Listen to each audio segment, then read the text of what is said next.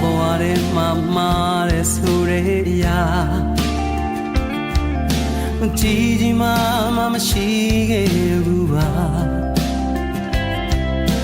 မင်းကိုတွေ့လာပြီးတဲ့နောက်ပိုင်းမှာငါရဲ့စိတ်တို့ပြောင်းလဲလို့ဝါနေရင်ပြီးမှလိုက်ဖို့ဖြစ်လာမစင်ချင်နိုင်တော့ပါငါရင်ထဲမှာသူလိုဖြစ်လာမင်းကိုချစ်တဲ့ချစ်ခွင့်မရှိဘူးလား